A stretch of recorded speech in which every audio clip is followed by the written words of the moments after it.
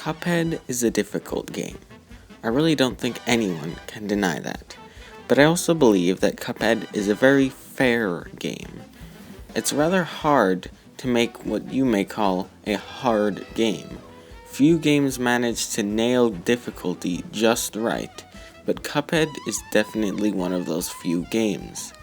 You see, there's different types of difficulty.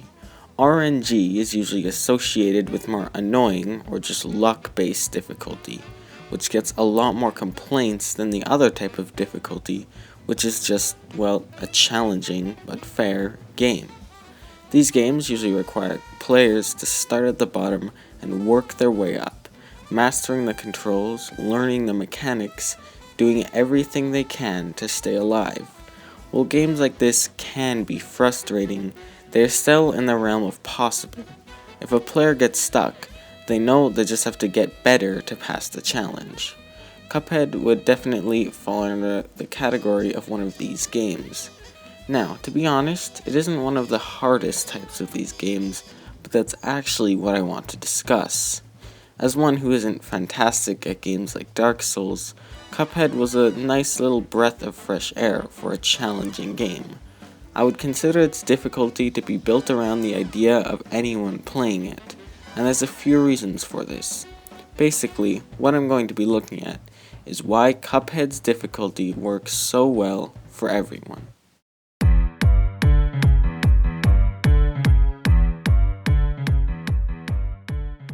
So to start off, what makes Cuphead so fair? This is due to the boss design.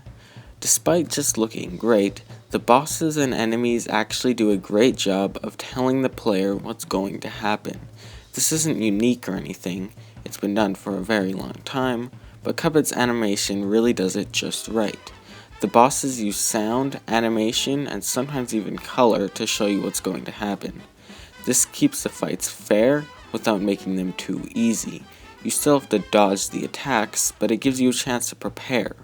For example, if a boss is going to do an attack where it covers up the entire screen, like Wally Warble's feather attack, the animation is longer to let you know what's coming, whereas when a much smaller attack, like the egg, gives you much less time to react to make it more challenging. This is where we go back to the idea of mastering the mechanics. Almost every fight in Cuphead is practically impossible to beat on the first try. Even with the build up to the attacks, the first time you fight the boss, you still don't know what's going to happen. Instead, most bosses take multiple tries, getting farther and farther, learning more and more attack patterns, until you finally master the boss enough to beat it. And it requires time and skill to do so. One problem that the developers thought they might face is how to keep the fights interesting. If everything can just be memorized and stays the same between fights, the bosses would be boring and would just require you to remember a few things. That's why RNG is still a prominent feature. All bosses have a set amount of attacks they can perform, but the player never really knows if they'll do one attack or where that projectile will go, and this keeps the game interesting. Sure, the genie always starts his fight with his treasure chest attack, but you don't know what's going to come out. Treasure, swords, or cats. You have to adapt to all of them to be able to win. King Dice does this in a much more complex way, with there being a total of 9 mini-bosses you fight before you can actually fight him. You don't know which boss you'll get, so it's crucial to master them all.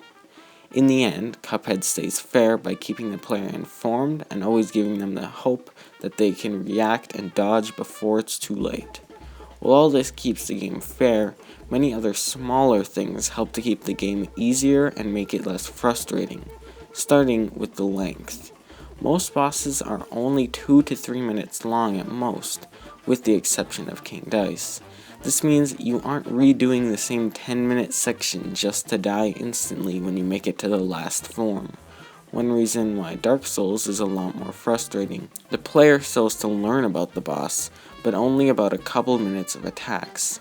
Another thing that I never really see anybody talking about is the loading times. Games these days are rather notorious for long wait times, to the point where it's become selling features for games and consoles. But all of Cuphead's bosses can be restarted in about 3 seconds. The second you die, just hit restart, and within seconds, you get to try again. It keeps the player from getting frustrated from having to wait over and over again just to keep on trying. And there's one last thing that really keeps the Cuphead's difficulty so good, is the mobility. The controls are simple and easy to understand, even rather easy to master actually. Some of the more challenging things to pull off, like parrying or a perfect dash, are barely ever essential to actually beating the game. Charms and different weapons give you different options on how to play, so it's all up to the player and their skill. Players still looking for a challenge can always go for pulling off parries and beating the boss under the time limit for a good ranking, but it's always optional for people who don't want to. So in the end, Cuphead is a hard game, and it's easy to see why. It's also easy to see why no one ever complains about the game being unfair. Apart from the art style, I would say one of the best things about Cuphead is its design of difficulty, and how it allows the player to have a chance. Anyways, thanks for watching this video. I know this was a rather different kind of video, more about game design and such, which I really know nothing about, but I felt like it was important to go over this. Please like and subscribe if you enjoyed, and I hope to see you guys in another one of my videos. Stay safe. Bye.